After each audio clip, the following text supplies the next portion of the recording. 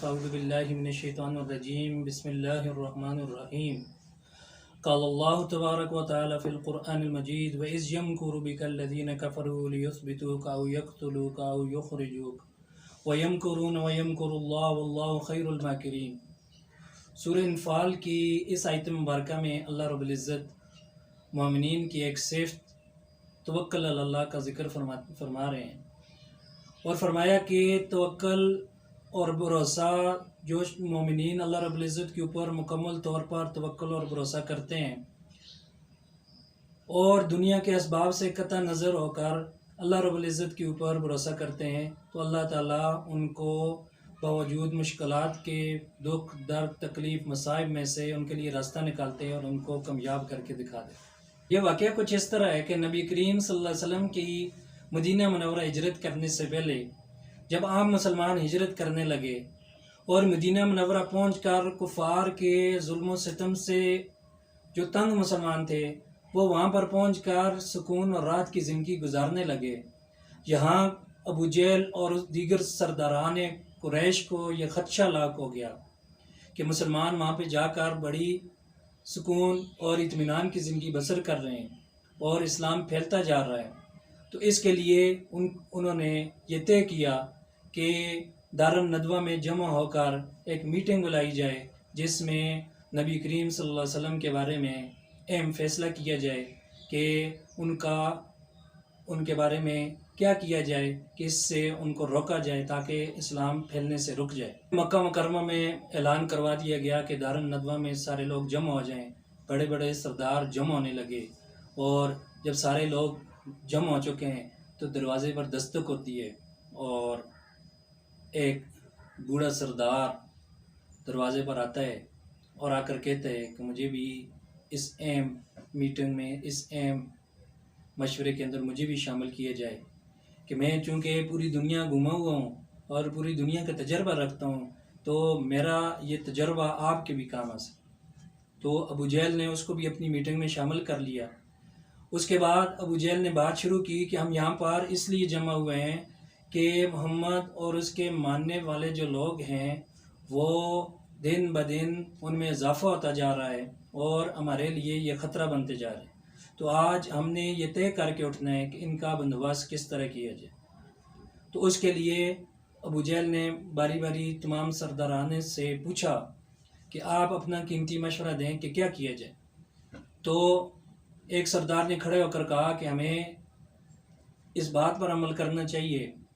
کہ ہمیں سب سے پہلے محمد صلی اللہ علیہ وسلم کو قید کر دینا چاہیے،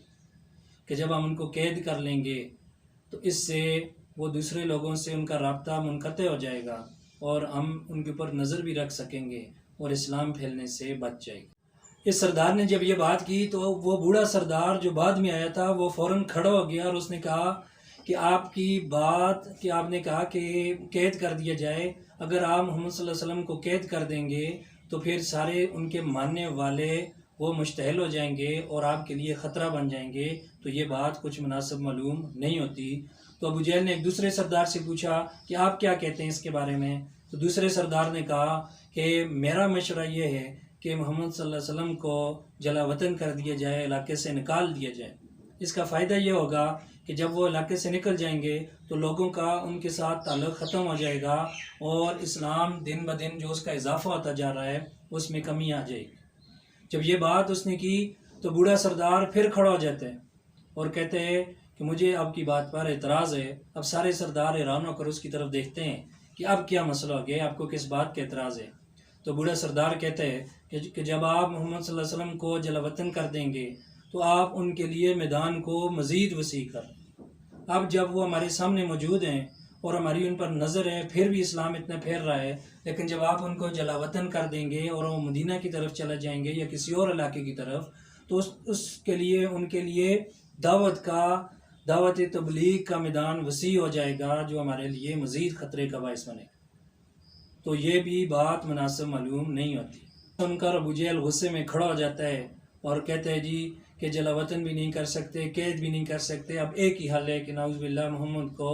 قتل کر دیا جائے۔ جب ابو جہل نے یہ بات کی تو باقی سارے سرداران نے قریش نے اس کی تائید کی، مگر وہ بوڑھا سردار وہ پھر کھڑا ہو گیا اور کہتے ہیں جی کہ آپ کی بات ٹھیک ہے کہ قتل کیا جائے، لیکن مجھے ایک سوال کا جواب دیں کہ جب آپ محمد صلی اللہ علیہ وسلم کو قتل کریں گے تو محمد صلی اللہ علیہ وسلم کے ماننے والے جو بنو ہاشم والے، ان کے قبیلے والے، وہ بدلے میں پھر آپ سے بدلہ لیں گے اور اتنے بڑے قبیلے کا مقابلہ کرنا آپ کے لیے ممکن نہیں ہوگا۔ اب ابو جہل فکر مند ہو جاتا ہے اور اس بوڑھے سردار کو دعوت دیتے ہیں کہ آپ آ کر کچھ مشورہ دیں۔ وہ آتا ہے اور آ کر اور کہتا ہے کہ ابو جہل نے جو مشورہ دیے وہ بہت اچھا ہے، قتل تو کرنا چاہیے، لیکن میرے نزدیک، میرے ذہن میں ایک ترکیب ہے، وہ یہ کہ سارے لوگ جتنے بھی قبیلے ہیں ہمارے، ان میں سے چیدہ جنگجوؤں کو، نوجوانوں کو ہم اکٹھا کریں، اور 7 نوجوانوں کو جو مختلف قبیلوں سے ہوں ان کو ہم اکٹھا کر دیں، اور ان کی یہ ڈیوٹی لگا دی جائے کہ محمد صلی اللہ علیہ وسلم جیسے ہی اپنے گھر سے باہر نکلیں تو ان کو گھات لگا کر ان پر حملہ کر دیا جائے اور ان کو قتل کر دیا۔ کافروں نے اپنی طرف سے یہ مشورہ کیا اور طے پا گیا، اور پھر اس بوڑھے سردار نے کہا کہ جب ہم ان کو قتل کر دیں گے تو اگر انہوں نے قصاص لیا، بدلہ لیا، تو ہم سارے لوگ جو ہیں اتنے زیادہ قبیلوں سے مل کر وہ بدلہ نہیں لے سکیں گے، اور اگر انہوں نے دیت لی اور پیسہ لیا تو ہم سارے قبیلے مل کر ان کو اونٹ اور جو بھی دیت ہوگی ہم ان کو ادا کر سکتے ہیں۔ قرآن کریم میں اللہ رب العزت اس منظر کو ذکر فرما رہے ہیں کہ وہاں کافر آپس میں یہ طے کر رہے تھے، چال چل رہے تھے، اور یہاں اللہ رب العزت تدبیر کر رہا تھا اپنے محبوب کو بچانے کے لیے۔ اس کے بعد انہوں نے، ابو جہل اور اس کے باقی سرداروں نے 7 لوگوں کو جمع کیا کہ نبی صلی اللہ علیہ وسلم کے گھر کے باہر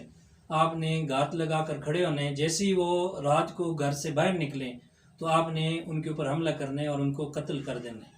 لیکن یہاں پر جب انہوں نے لوگوں نے دیکھا کہ کافی دیر ہو گئی اور وہ نہیں نکلے، اور آپ صلی اللہ علیہ وسلم اپنے گھر سے جب باہر نکلے تو اللہ رب العزت نے ان کو حکم دیا کہ آپ کنکریاں اٹھائیں، اور مٹھی بھر کے آپ صلی اللہ علیہ وسلم نے ریت کی مٹھی اٹھائی اور کافروں کی طرف پھینک دی، اور کافروں کی آنکھوں کے اندر وہ ریت چلی گئی، اور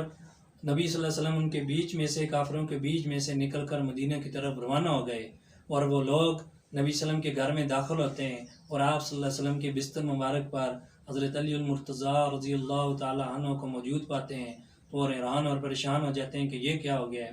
کہ ہم تو ان کے قتل کے درپے تھے لیکن یہاں پر تو وہ موجود ہی نہیں۔ اور تو اس واقعے کو ذکر کر کے اللہ رب العزت یہ فرما رہے ہیں کہ کافر کتنا زیادہ انہوں نے پورے اسباب کے ساتھ نبی صلی اللہ علیہ وسلم کو قتل کرنے کا اور ان کو نقصان پہنچانے کا منصوبہ بنایا، لیکن بچانے والا جو ہے وہ اللہ رب العزت ان کو بچانے والا ہے، تو کافر اپنے مقصد میں کامیاب نہ ہو سکے۔ اور اس مشورے کے اندر، اس میٹنگ کے اندر جو بوڑھا سردار تھا وہ کوئی اور نہیں تھا بلکہ شیطان تھا، جو ایک بوڑھے سردار کی شکل میں نمودار ہوا تھا، اور اس نے آ کر باقی کافروں کے ذہن میں یہ بات ڈالی کہ محمد صلی اللہ علیہ وسلم کو قتل کیا جائے۔ اس ساری سازش کے باوجود اللہ رب العزت نے نبی کریم صلی اللہ علیہ وسلم کو، کہ جن کا مکمل توکل اور بھروسہ اللہ رب العزت کے اوپر تھا، اللہ تعالیٰ نے ان کو ان کافروں کے چنگل سے چھڑا کر دکھایا، اور اللہ تعالیٰ نے ان کو بچا کر دکھایا۔ اللہ رب العزت سے دعا ہے کہ اللہ تعالیٰ ہمیں توکل اور مکمل طور پر توکل اور بھروسہ کرنے کی توفیق عطا فرمائے۔